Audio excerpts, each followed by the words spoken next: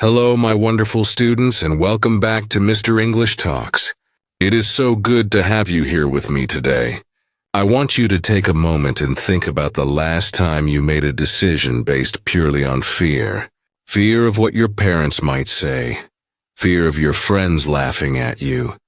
Fear of what that stranger on the bus might think about your clothes, your hair, your accent.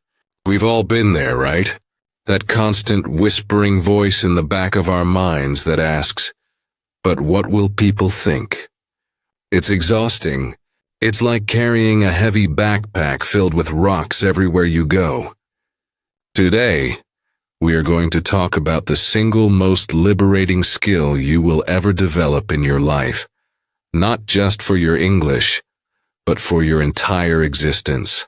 We are going to explore what happens when you finally, courageously, stop caring what people think. This isn't about becoming rude or selfish. This is about becoming free. So if you're ready to feel lighter, more powerful, and truly yourself, you are in the right place. Let me tell you a story about a woman named Lena. Lena was a people pleaser. She chose her university major because it made her parents proud. She stayed in a job she hated because it sounded impressive at parties.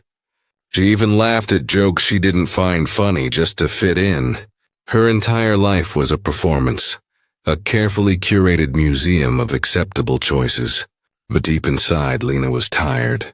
She felt a hollow space where her own personality was supposed to be. One day, she made a small decision. She had always wanted to learn how to paint, but she was afraid people would say she was too old to start, or that she had no talent. This time, she didn't tell anyone. She bought a canvas and some paints, and she started. The first few paintings were, in her words, a disaster. But she didn't stop, and something incredible began to happen. In that quiet room with just her and the canvas, she wasn't the good daughter or the reliable employee. She was just Lena, a person discovering a new part of herself. That small act of ignoring the imaginary critics was the first thread she pulled, and it began to unravel the entire sweater of her anxiety.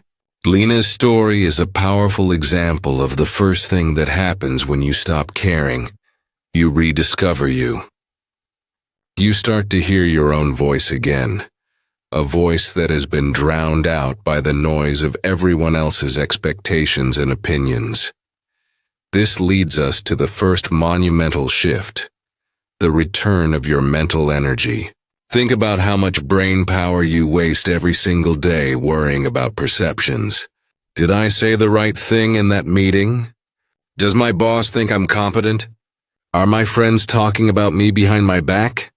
This is a constant draining background process running in your mind, like an app on your phone that uses all your battery even when you're not using it. When you make the conscious decision to let go of these worries, you are essentially closing that draining app. All that mental energy, that focus, that creativity, that emotional capacity, suddenly becomes available to you again. You can redirect it towards your real goals, your passions, your learning. Your mind becomes a clear, calm lake, not a turbulent ocean. You will find yourself thinking more clearly, sleeping more deeply, and having so much more room in your head for ideas, for joy, for the present moment, instead of being trapped in the anxiety of what someone might be thinking. And with this newfound mental energy comes an incredible surge of authenticity. This is where the magic truly begins. When you are no longer performing for an invisible audience, you can finally relax into who you truly are. You start making choices that align with your core values, not with popular opinion. Maybe you discover you love reading fantasy books, even if your intellectual friends think they're silly. Maybe you decide to wear the bright red dress instead of the safe black one. Maybe you speak up in your English conversation club and make a grammar mistake, and instead of feeling shame, You just laugh and learn from it. This authenticity is magnetic. People are drawn to genuine individuals. They might not always understand your choices, but they will respect your confidence. You stop attracting people who like the character you're playing, and you start attracting people who love the real, authentic you. Your relationships become deeper, more meaningful, and based on truth, not on pretense. Now let's talk about one of the most practical benefits: the death of procrastination and the birth of action. So much of our procrastination is rooted in the fear of judgment. We don't start that business because we're afraid of failing and looking foolish. We don't practice speaking English because we're terrified of sounding silly with our accent. We put off going to the gym because we're worried people will judge our body.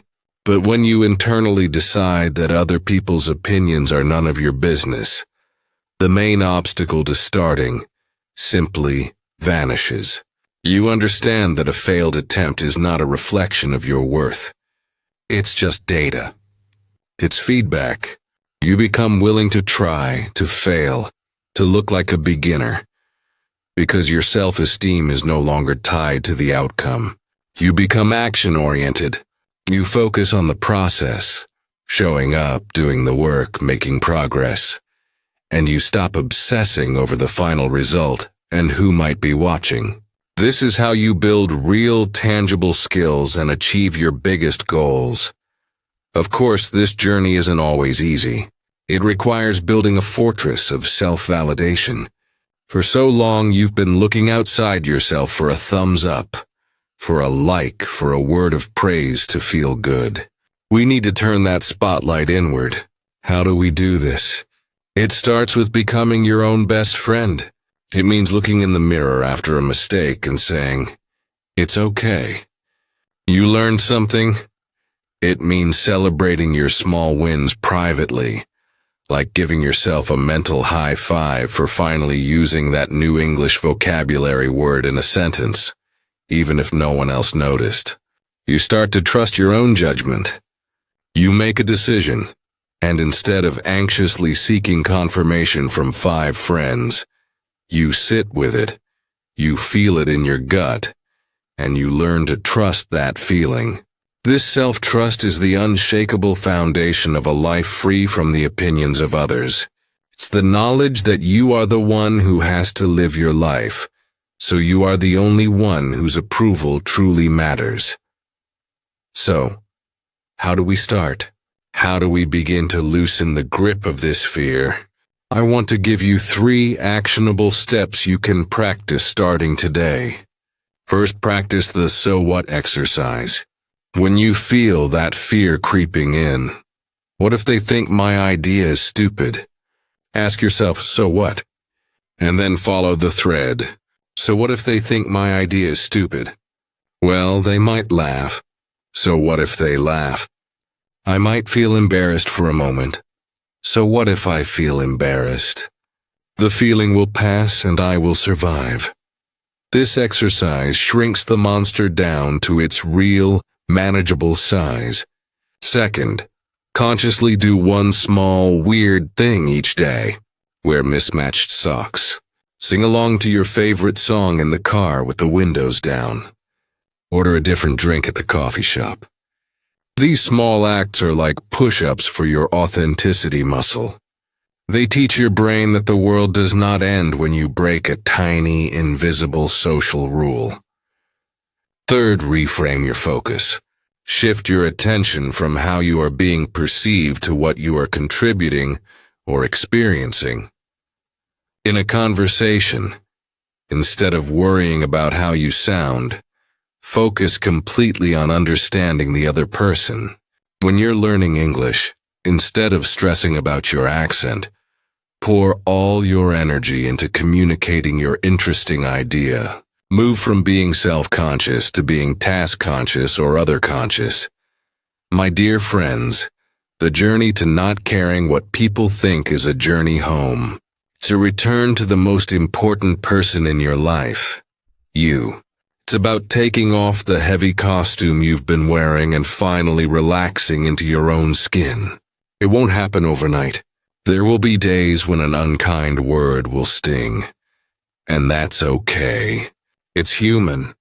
But each time you choose your own opinion over someone else's, you build a little more strength. You will find that on the other side of that fear is a life of incredible freedom, creativity, and peace. You will live a life that is truly, authentically, and unapologetically yours. And I promise you, that is a life worth living. If this message resonated with you, if you're ready to start your journey to freedom and authenticity, then do me a favor. Show me, don't just tell me. Hit that subscribe button and ring the notification bell, because we are building a community of fearless English learners and authentic individuals right here on Mr. English Talks. Thank you for your time, for your courage, and for being you. I believe in you, and I can't wait to see you in the next video.